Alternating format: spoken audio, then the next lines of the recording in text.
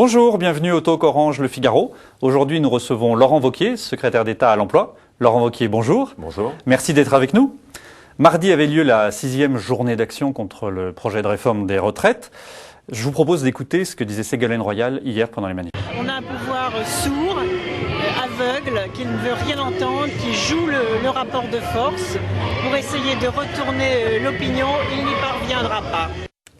Le gouvernement est sourd et aveugle aux protestations ? Deux exemples précis. Le sujet de la pénibilité, qui est un des sujets qui a été évoqué, il a été traité. Le sujet de la retraite des femmes, qui était un sujet important il y a encore un mois, qui a été traité et d'ailleurs on n'en parle plus. Ce qui montre bien que sur ces sujets, il y a eu des avancées et que le gouvernement a continué à avancer. Le président ce matin a demandé la levée des blocages. Avez-vous déjà une idée de conséquences qu'il y a pu y avoir sur l'emploi de ces fameux blocages des raffineries et des dépôts pétroliers ? Manifester, oui. Étouffer l'emploi, non. Et on s'est battu depuis 2 ans maintenant pour sortir notre pays de la crise. Le marché de l'emploi est en train de se remettre. Ça n'est pas pour perdre tous ses efforts en quelques semaines. Un pays qui est bloqué et qui n'a plus d'approvisionnement de pétrole, il faut savoir que chaque jour, il détruit plus de 1500 emplois. Donc la volonté du président, qui a été clairement réaffirmée, c'est éviter que notre pays perde à travers les manifestations sur le terrain de l'emploi. Respecter le droit de manifester, mais ne pas respecter un droit qui serait celui de détruire des emplois dans notre pays. Donc ce que vous dites aujourd'hui, vous appelez à la levée des blocages pour préserver l'emploi. Je dis juste qu'on ne laissera pas faire un blocage du pays, notamment sur son approvisionnement en pétrole, qui serait ravageur en termes d'emploi. Aujourd'hui, les présidents des 3 groupes de gauche au Sénat ont demandé solennellement au président de la République de suspendre le débat sur la réforme des retraites et d'ouvrir une très large concertation avec tous les partenaires. Qu'est-ce que vous en pensez ? Vous savez, c'est ce que j'appelle le degré zéro de la politique. Au PS, ça fait trop longtemps qu'on a pris l'habitude de suspendre les débats, voire même de suspendre toute réflexion politique, voire même d'avoir tout courage. Sauf que le petit problème, c'est que dans notre pays, on ne suspend pas les problèmes aussi facilement qu'on suspend un débat au PS. Et que la réalité, elle est là. C'est la réalité de la difficulté de financement de nos retraites. C'est la réalité d'un régime de retraite qui aujourd'hui ne finance pas une retraite sur 10. Et c'est la réalité d'un système de protection sociale qui, s'il n'est pas réformé, finira par sombrer dans une vente à la découpe. Tout simplement parce que aujourd'hui, il faut le dire et le redire, nos retraites ne sont pas financées. Plus d'une retraite sur 10 n'est pas financée, on vit à crédit. Donc notre exigence, c'est juste, nous on n'est pas sur la même ligne, c'est faire face, assumer les difficultés et pas être sur ce registre ou sur un claquement de doigts, parce qu'il y a un sujet difficile, on suspend les débats. Depuis quelques jours, les lycéens et les étudiants ont rejoint le mouvement de protestation. Est-ce que vous comprenez leur motivation ? Pendant le week-end, j'ai passé une partie de mon week-end chez moi à discuter avec des jeunes qui avaient manifesté, pour échanger avec eux et comprendre.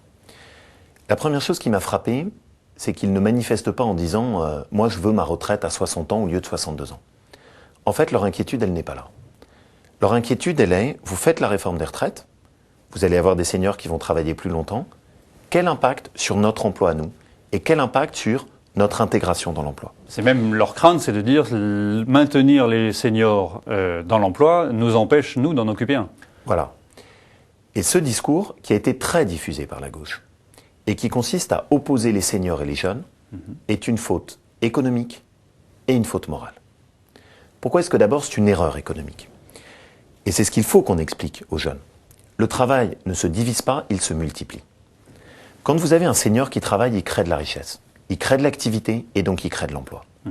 Un exemple précis, quand la Suède fait sa réforme des retraites, dans le même temps, elle a gagné plus de 10 points de taux d'emploi des jeunes. À l'inverse, la France, qui depuis Martine Aubry a sacrifié et massacré l'emploi des seniors, devrait être au palmarès numéro 1 en termes d'emploi des jeunes. C'est exactement l'inverse qui s'est passé. On a massacré l'emploi des seniors et on n'a rien gagné en termes d'emploi des jeunes. Et c'est une faute morale. C'est une faute morale parce que dans un pays comme le nôtre, on n'a pas le droit de culpabiliser les seniors qui travaillent. Et il ne faut pas opposer les générations entre elles. Et ça n'est pas l'emploi des jeunes ou l'emploi des seniors. C'est se battre pour l'emploi des seniors et l'emploi des jeunes. Et c'est ça ma bataille à moi. Alors justement, à propos de l'emploi des jeunes, le président vous a demandé de mettre en place un plan pour l'emploi des jeunes. Qu'est-ce qu'il faut en attendre et dans quel délai allez-vous mettre en place ce plan? Vous savez, cette réforme des retraites, je l'ai dit, ça n'est pas l'ennemi de l'emploi des jeunes. Le président, par ailleurs, dans la crise, m'a demandé depuis plus d'1 an et demi, avec Marc-Philippe Daubresse, de veiller à ce que les jeunes ne soient pas les victimes de la crise. Mais il y a un travail de fond à mener. Pourquoi est-ce que chez nous, en France, c'est plus difficile pour les jeunes d'accéder à un emploi crise ou pas crise, que dans un pays comme l'Allemagne, la Suède ou le Danemark. La réalité, c'est qu'on a sans doute des études qui sont trop théoriques, pas assez couplées avec l'univers professionnel et avec l'insertion dans l'emploi. Et l'alternance est une réponse. Donc on travaille là-dessus pour essayer de faire des propositions en matière d'alternance. Mais une chose après l'autre. Pour l'instant, on mène à bien la réforme des retraites. On verra plus tard. Le plan pour l'alternance est un plan sur lequel le président nous a demandé de travailler. On est prêt. Et l'objectif, c'est que d'ici 2015, on ait 1 jeune sur 5 dans notre pays qui soit formé par le biais de l'alternance. Vous avez un peu répondu à la question de Nadine Morano. Elle était hier à votre place, mais je vous propose d'écouter quand même la question qu'elle vous a posée. Je sais que les chiffres s'agissant des formations en alternance et en apprentissage ont permis d'avoir des bons résultats, notamment par un pic de mai 2009 sur l'emploi des jeunes qui, je crois, a progressé de 5 points. Est-ce que tu peux nous définir la prochaine étape très technique s'agissant de l'apprentissage ou de la professionnalisation des jeunes pour leur permettre de rentrer plus rapidement sur le marché de l'emploi ? Alors, quelles mesures? Précisément, notre premier travail, ça a été que dans la crise, les jeunes ne soient pas victimes. Et on a travaillé sur l'alternance pour faire en sorte que les chiffres de l'alternance restent à des très bons niveaux. Sur l'été 2010, nos chiffres de l'alternance étaient meilleurs que ceux de 2008. Autrement dit, on est en train de regagner le terrain perdu sur la crise.